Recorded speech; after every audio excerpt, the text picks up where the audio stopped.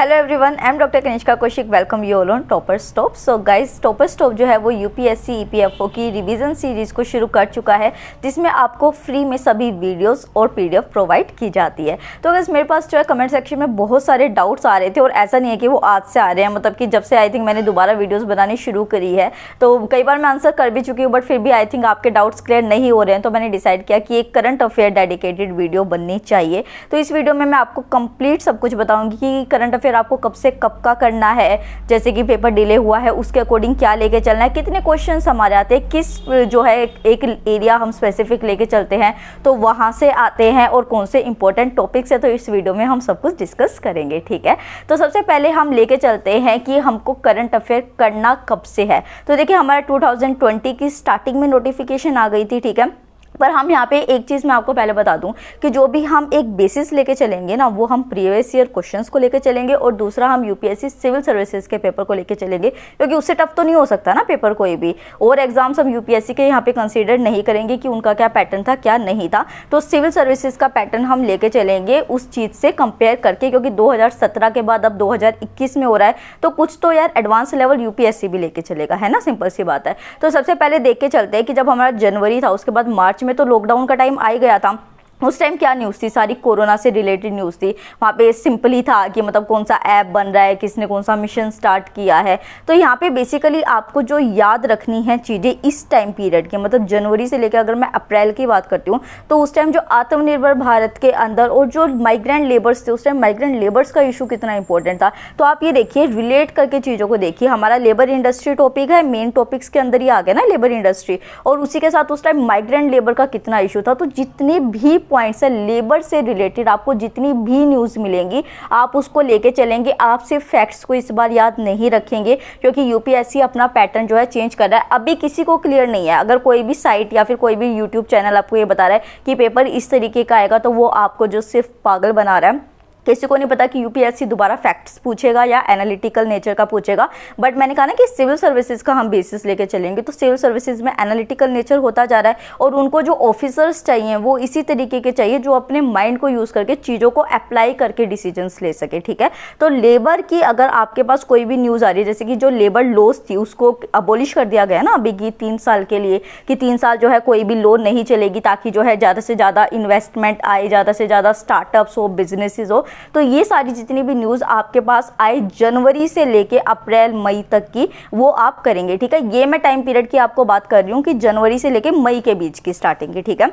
उसके बाद अगर जनवरी से मई के बीच में आपकी कोई ऐसी गवर्नमेंट स्कीम जो कि स्टार्टअप से रिलेटेड है, स्किल्स रिलेटेड है, स्टैंड अप से रिलेटेड है, डिजिटल से रिलेटेड है, आपके जो इकोनॉमी के सेक्टर है, जैसे कि एक एग्जांपल ही लेके चलते हैं जो हमने कल लेटेस्ट स्कीम्स डिस्कस की थी हमारे इसकी इंडस्ट्री लेबर लॉज के एंड इंडस्ट्रियल रिलेशन की। तो हमने जैसे ब्लू इकोनॉमी को डिस्कस किया था। तो ब्लू इकोनॉमी कौन से आ गई, आपके प्राइमरी सेक्टर के अंदर आ गई ना, क्योंकि हम फिशरीज की बात कर रहे हैं उसके अंदर। तो इस तरीके के जो करंट अफेयर होंगे आप स्पेसिफिक, मतलब कि जनवरी से लेके मई तक का जो पीरियड है, टाइम पीरियड है, उसमें आप इस तरीके के करंट अफेयर को फोकस में लेके चलेंगे, ठीक है। अब आ जाते हैं हम मई के बाद, जो कि अपना पेपर भी जून में हो गया था ना, 1 या 2 जून को जो था पेपर अपना सिविल सर्विसेज का।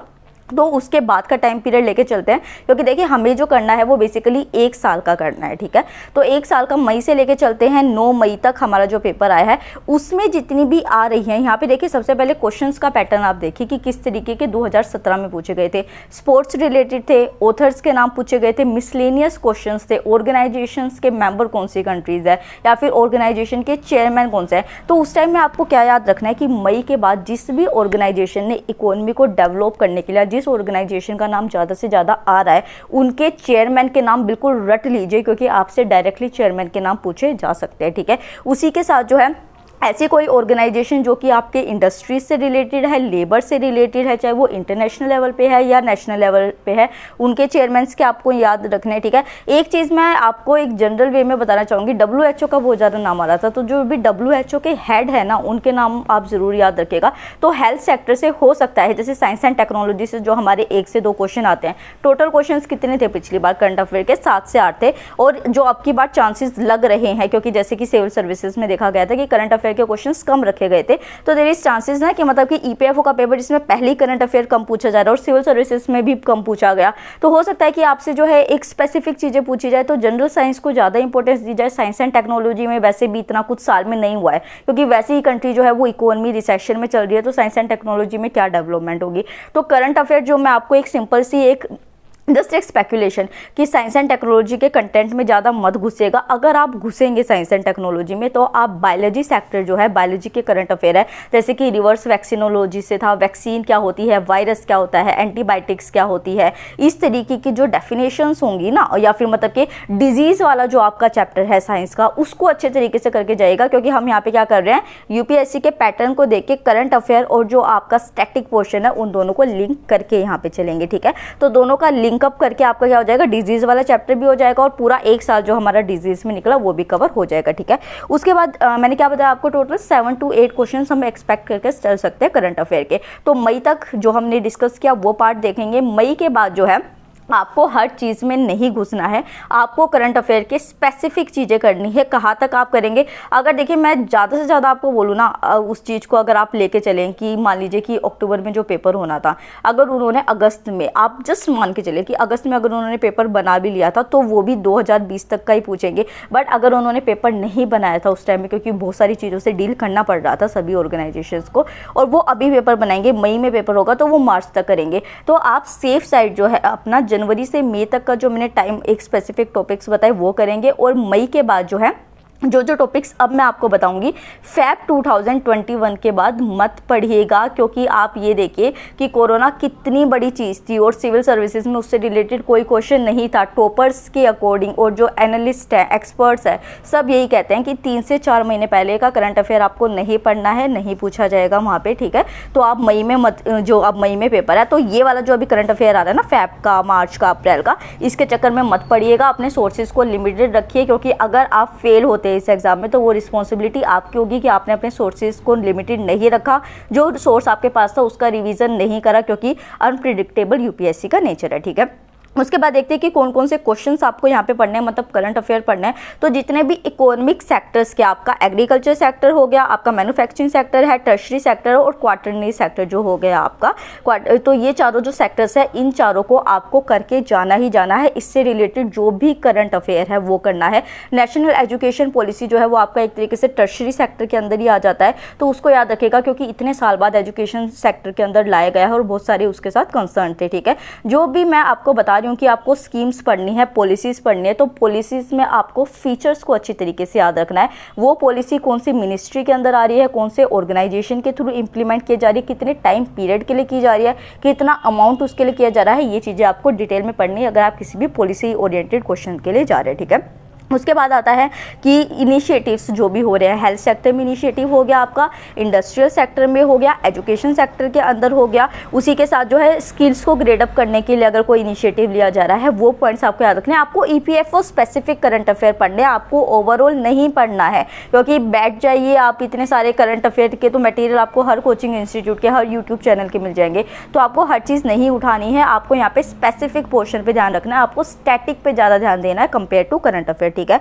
दूसरी चीज़ जो आ गई, स्कीम्स की बात आ गई, तो स्कीम्स में भी आपको यही करना है जो कि ओरिएंटेड है, सोशल सेक्टर ओरिएंटेड आपकी जो स्कीम्स आ जाएंगी, डेवलपमेंट से रिलेटेड, अगर वनरेबल सेक्शन जो है हमारी कंट्री का उसकी डेवलपमेंट के लिए काम किया जा रहा है, इंडस्ट्रीज से रिलेट करके इंफ्रास्ट्रक्चर डेवलपमेंट की जा रही है, वो वाले पॉइंट्स आपको यहाँ पे याद रखने हैं। अगर कोई भी बुक ऐसी पब्लिश हुई है इस टाइम पीरियड में जो कि लगती है कि आपको कि बहुत ज़्यादा न्यूज़ के अंदर रही है, उसके ऑथर्स के नाम याद करने आपको। मैं ट्राई करूंगी कि मतलब कि बुक्स के ऑथर, ये जो मिसलेनियस चीज़ें ना जिनसे मैं आपको कह रही हूँ कि 2-3 छोटे मोटे क्वेश्चंस जो है वो पूछे जाते हैं, तो वो वाले पार्ट्स आप करें ही करें। उसके साथ हम बात करते हैं चेयरमैन्स की, जो भी ऑर्गेनाइजेशन बेसिक काम करती है इसके ईपीएफओ के सेक्टर के, और वही मैंने सोशल सिक्योरिटी डेवलपमेंटल बारे में कहा, जैसे कि ट्रेड है, WTO के बारे में पूछा गया था, चेयरमैन पूछे गए थे। तो ट्रेड क्या हो गया, वो एक तरीके से इंडस्ट्री से एसोसिएटेड हो गया ना, आगे पीछे इनडायरेक्टली, तो WTO का चेयरमैन वहाँ पे पूछ ले गए थे। Digital India, startup India, stand up India, skill related प्रधानमंत्री कौशल योजनाएं, प्रधानमंत्री जहाँ पे आगे नाम आ रहा है और उसके बाद जो भी योजनाएं हो रही है यहाँ पे जो मातृत्व वंदना योजना हो गया या फिर इंदिरा गांधी योजना हो गई जो मातृत्व से रिलेटेड थी, ये वाली याद करने, क्योंकि ये वनरेबल सेक्शन आ गया, फीमेल आ गई, फीमेल को बेनिफिट प्रोवाइड करने के लिए। तो फीमेल रिलेटेड जो भी है, अगर गर्ल्स रिलेटेड है, फीमेल रिलेटेड जो भी स्कीम आपके सामने आ रही है उसको आप अच्छी तरीके से करेंगे। किस जो स्कीम को किस एज लिमिट की गर्ल के लिए, किस फीमेल के लिए रखा गया है वो आपको याद रखना है। क्या कैश बेनिफिट दिया जा रहा है, क्या नॉन कैश बेनिफिट है, क्या एलिजिबिलिटी है, कितना उसका रखा गया है, कवरेज रखा गया है, सारे फीचर्स आप याद रखेंगे। उसके बाद जो भी वेजेस एसोसिएटेड आ जाती है, मान लीजिए कि वेजेस में बढ़ाया जा रहा है, घटाया जा रहा है, जिस भी तरीके का इनिशिएटिव लिया जा रहा है उसी के साथ जो है, अगर मैं बात करूं कि इंडेक्सेस की, हाँ तो इंडेक्स आप लेके चल सकते हैं। ये जो बायलैटरल एक्सरसाइजेस होती है एक कंट्री की दूसरी कंट्री के साथ, इससे आई डोंट थिंक कि ऐसा एक्सपेक्टेशन होगा, क्योंकि ये इंटरनेशनल लेवल की चीज़ हो गई, तो उसका EPFO का उस चीज़ से कोई कनेक्शन नहीं बनता है, तो उसको आप अवॉइड कर सकते हैं, ठीक है। Art and culture, modern history में हमने खुद अपने चैनल पे जो है पर्सनैलिटी रिलेटेड जो एक वीडियो बनाई थी, जो न्यूज़ के अंदर पर्सनैलिटी थी, उसको रट लीजिए बिल्कुल। जो भी रिवोल्ट, जो भी हिस्टोरिकल पर्सनैलिटी न्यूज़ के अंदर है उसके आपको याद रखने हैं। लिटरेरी वर्क्स क्या क्या उन्होंने किए थे, क्या उनका फ्रीडम स्ट्रगल में पार्ट रहा था, तो सारी की सारी चीज़ें आपको उनकी याद रखनी है, ठीक है। उसके ऊपर part 1 and part 2 topper stop पे पहले से ही प्रेजेंट है, ठीक है। उसके बाद देखते हैं कि जो भी एम्प्लॉयमेंट सेक्टर है उससे रिलेटेड जो भी डेवलपमेंटल न्यूज़ आपका करंट अफेयर होगा वो आपको करना होगा यहाँ पे, और वनरेबल सेक्शन के डेवलपमेंट के लिए किया जाएगा। जो बेनिफिट्स एसोसिएटेड है वनरेबल सेक्टर्स के लिए, पेंशन हो गया, इंश्योरेंस हो गया आपका, ठीक है, चाइल्ड पॉलिसी हो गया, या फिर जो ओल्ड एज स्कीम्स हो गई उसके लिए पेंशन से रिलेटेड, ये सारी चीज़ें जो है आपको करनी है। तो आपको जो अपना करंट अफेयर रख के चलना है ना, वो आपको एक स्पेसिफिक रख के चलना है अपने EPFO के अराउंड। तो जो भी आप EPFO में स्टैटिक में पोर्शन देखेंगे ना, मतलब के टॉपिक्स देखेंगे, उसके अराउंड जो भी करंट अफेयर घूम रहा होगा आपको सिर्फ वो ही पढ़ना है। उसी तरीके से आप चीज़ों को इंटरलिंक कर सकते हैं। इधर उधर भागेंगे, ये भी पढ़ लेता हूँ, ये भी पढ़ लेता हूँ, ये भी पढ़ लेता हूँ, तो सॉरी टू से बट फिर पेपर इस तरीके से क्लियर नहीं हो पाएगा। ये पार्ट की हमने कि कौन से टॉपिक्स आपके करंट अफेयर के लिए इंपॉर्टेंट है, टाइप हमने देख लिया। अब बात आती है कि मैम सोर्सेज कौन से देखें। अगर आप जो है पिछले 1 साल से अपने द हिंदू को फॉलो कर रहे हैं तो आपके लिए तो कोई मुश्किल आनी ही नहीं चाहिए, क्योंकि आपके पास खुद के सेल्फ नोट्स है। सेल्फ नोट से बेटर कुछ भी नहीं होता। मैं खुद अपने सेल्फ नोट से पढ़ती हूँ। मेरे पास बहुत सारे बच्चों के मैसेजेस आते हैं, कमेंट्स आते हैं कि मैम उस और जो मतलब कि वो वाला इंस्टीट्यूट है या वो वाला यूट्यूब चैनल है तो उसका कैसा है कंटेंट, वो कैसा है। तो आई एम ऑनेस्टली सेइंग कि मैं किसी का भी नहीं देखती हूँ, मैं खुद के नोट्स देखती हूँ। मैं ऑथेंटिक गवर्नमेंट साइट्स पे जाती हूँ, वहाँ से अपने नोट्स बनाती हूँ और वही मैं आपको प्रोवाइड करती हूँ, जिस भी फॉर्म में मैं आपको प्रोवाइड कर सकती हूँ उस तरीके से। तो अपने नोट्स पे बिलीव कीजिए, खुद पे बिलीव कीजिए, मल्टीपल रिविजन्स कीजिए उस चीज़ की जो है वो रिवीजन है। रिवीजन हुआ तो पेपर क्लियर है, रिवीजन नहीं हुआ तो हजारों सोर्सेज पढ़ लो, कोई भी फायदा उस चीज़ का नहीं है, ठीक है।